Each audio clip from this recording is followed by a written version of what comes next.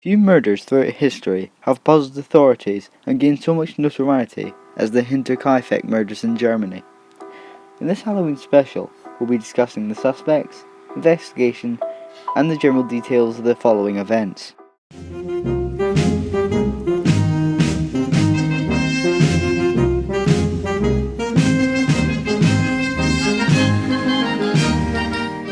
Imagine it's the evening of March on 21st, 1922, and you're on a nice little farm in Germany. Well, that's where the story takes place. What you wouldn't know is that all 6 members of the family are about to be murdered brutally.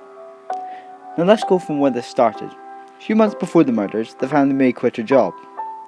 Her reasons were because she heard strange sounds, and this led her to believe that the house was possibly haunted. This wasn't the only strange event, however. Andreas Gruber found a unique newspaper from Munich on his property in March 1922. Now he couldn't remember buying this and concluded that the mysterious newspaper had come from the mailman who must have accidentally dropped it. Now, this is where events get even more mysterious.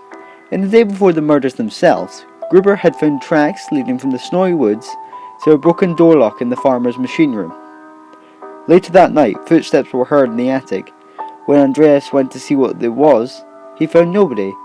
These details were never handed over to the police as they were seen as minor details. However, a story by 17-year-old Kazila Gabriel, her mother Victoria, fled the farm that night before the act, after a violent quarrel, and later had been found in the forest. On the afternoon of March 31st, 1922, the new family maid, Maria Baumgartner, arrived at the farm. Maria's sister had escorted her there and left shortly after. She was most likely the last person to ever see these people alive. According to the report, it appears that Victoria, Kazila, the other Kazila, and Andreas were all lured to the barn and murdered one by one with a mattock which was owned by the family. For context, a mattock is similar to a pickaxe. It has a long handle and a stout head which combines either a vertical axe blade with a horizontal adze. The perpetrator, or perpetrators, then moved towards the house where they murdered Baumgartner in her sleep and the son Joseph in his sleep. 4 days passed between the murders and the discovery of the bodies. The bodies were discovered on April the 1st. Coffee sellers Hans Szurawski and Eduard Szurawski arrived in the Hinterkaifeck to place an order. When no one responded to the knocks on the door and the window, they walked around the yard but found no one. They only noticed that the gate to the machine house was open before they decided to leave.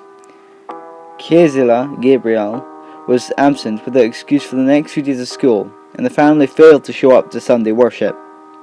Assembler Albert Hofner went to the Hinterkaifeck on April 4th to repair the engine of the food chopper. He stated that he had not seen any of the family and had heard nothing but the sounds of the farm animals and the dog inside the barn. After waiting for around an hour, he decided to start his repairs, which he completed in roughly 4.5 hours. Around 3:30 p.m, Schlittenbauer sent his son Johann and his stepson Joseph to Hinterkaifeck to see if they could make contact with the family. When they reported that they did not see anyone, Schlittenbauer headed to the farm the same day with Michael Pohl and Jacob Siegel. Entering the barn, they found the bodies of Andreas Gruber, his wife Kazila Gruber, his daughter Victoria Gabriel, and his granddaughter Kazila murdered in the barn. Shortly after, they found the chambermaid Maria Baumgartner and the youngest family member, Victoria's son Joseph, murdered in the home. Inspector George Reingruber and his colleagues from the Munich Police Department investigated the killings. The investigation was hindered, however, by people tampering with evidence, moving bodies and items, and even cooking meals in the kitchen. Later, an autopsy was performed in the barn, and it was established that the mattock had killed them. Yet the weapon could not be found. The skulls of the victims were later removed for examination. The police first suspected the motive to be robbery, and they interrogated travelling craftsmen, vagrants, and several inhabitants of the surrounding villages. When a large amount of money was found in the house, they abandoned this theory. It was clear that the perpetrator or perpetrators had remained at the farm for several days. Someone had fed the cattle, eaten the entire supply of bread from the kitchen, and had recently cut meat from the pantry. With no clear motive to be gained from the crime scene, the police began to formulate a list of suspects. Despite repeat arrests, no murderer has ever been found, and the files were closed in 1955. Nevertheless, the last interrogations took place in 1986 before Criminal Hauptkommissar Konrad Müller retired. On the night after the crime, 3 days before the bodies were discovered, the artisan Michael Plöckel happened to pass by Hinterkaifeck.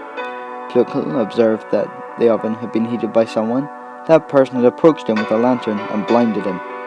Whereupon he hastily continued on his way. Plöckel also noticed that the smoke from the fireplace had a disgusting smell. On April the 1st at 3 a.m., the farmer and butcher Simon Reislander, on the way home near Brunnen, saw two unknown figures at the edge of the forest. When the strangers saw him, they turned around and their faces could not be seen. In the middle of May 1927, a stranger was said to have stopped at a resident of Windhofen at midnight. He asked him questions about the murderer, and he replied that he was the murderer before darting into the woods. Carl Gabriel was the husband of Victoria and had reportedly been killed in Arras, France by a shell attack in December 1914 during the First World War. However, his body was never recovered, and there was no proof that he ever had actually died. After World War II, a Soviet officer claimed that he had been the murderer of Hinterkaifeck. The next suspect was Lorenzo Schlittenbauer. Shortly after the death of his first wife in 1918, Lorenz Schlittenbauer was believed to have a relationship with Victoria Gabriel and Father Joseph. The initials LS appear on Joseph's birth certificate, though these could be the initials of the attending doctor. Schlittenbauer came under suspicion by locals early in the investigation because of his several suspicious acts immediately after the discovery of bodies. When Schlittenbauer and his friends came to investigate, they had to break the gate to enter the barn because all the doors were locked. However, immediately after finding the 4 bodies in the barn, Schlittenbauer apparently unlocked the front door with a key and suspiciously entered the house alone. A key to the house had gone missing several days before the murders, though it is also possible that Schlittenbauer, as a neighbour of Victoria's and a potential lover, he might have been given a key. Asked by his companions why he had gone into the house alone, when it was unclear if the murderer might still be there, Schlittenbauer allegedly stated that he went to look for his son, Joseph, regardless of any of the above rumours. It is known that Schlittenbauer had disturbed the bodies at the scene, thus potentially compromising the investigation. The next suspects were the Gump brothers. In 1951, prosecutor Andreas Popp investigated Adolf's brother Anton Gump in relation to the murders at Hinterkaifeck. The sister of the Gumps, Kresnitia Meyer, claimed on her deathbed that her brothers Adolf and Anton had committed the murders. As a result, Anton Gump was remanded to police custody, but Adolf had already died in 1944. After a short time, however, Anton was dismissed again. In 1954, a case against him was finally discontinued because he could not be proven to have participated in the crime. Carl and Andreas S. In 1971, a woman named Teresa T. wrote a letter citing an event in her youth. At the age of 12, she witnessed her mother receive a visit from the mothers of the brothers Carl and Andreas S. The woman claimed that her sons from Zettelberg were the 2 murderers of Hinterkaifeck. The mother said Andreas regretted that he lost his penknife. In the course of the conversation, in fact, when the farm was demolished in 1923, a pocket knife was found and could not be clearly assigned to anyone. However, the knife could have easily belonged to one of the murderer victims. The next suspect was Peter Weber. Peter Weber was named by the suspect Joseph Betts. The two worked together in the winter of 1919 to 1920 as labourers, and they shared a chamber. According to Betts, Weber spoke in the time of the remote farm in Hinterkaifeck. Weber knew that the only old couple lived there with their daughter and their 2 children. It is likely he knew about the incest between Weber and his daughter. Betts testified at a hearing that Weber had suggested killing the old man to get the family's money. When Betts did not respond to the offer, Weber stopped talking about it. The Blicher brothers and George Siegel. The former maid, Kresnia Rieger, worked from November 1920 to about September 1921 on Hinterkaifeck. She suspected the brothers Anton and Karl Blicher to have committed the murders. Anton Blicher helped with the potato harvest on Hinterkaifeck and therefore knew the premises. Rieger said Bleecker talked to her often about Gruber and the Gabriel family. Anton reportedly suggested that the family ought to be dead. The maid also emphasized in her interrogation that the farm dog, who barked at everyone, never barked at Anton. In addition, she reported speaking with a stranger through a window at night. The maid believed that it was Karl Bichler, the brother of Anton. She thought that Anton and Karl Bichler were committing the murders together with George Siegel, who had worked for the Hinterkaifeck and knew of the family fortune. The last suspects were the Thaler brothers. The Thaler brothers were also suspected. According to the statement by the former maid, Klaus Rieger, the brothers had already committed several minor burglaries in the area before the crime. Rieger said that Joseph Thaler stood at her window at night and asked her questions about the family, but she gave no answer.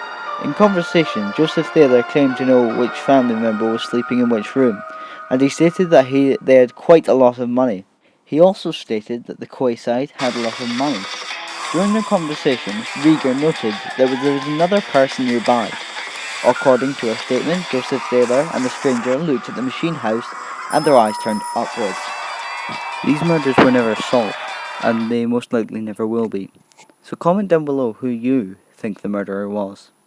Now I really hope you enjoyed today's video. Please like and subscribe. Leave a comment if you enjoyed, or just to leave a idea for another video, and happy Halloween.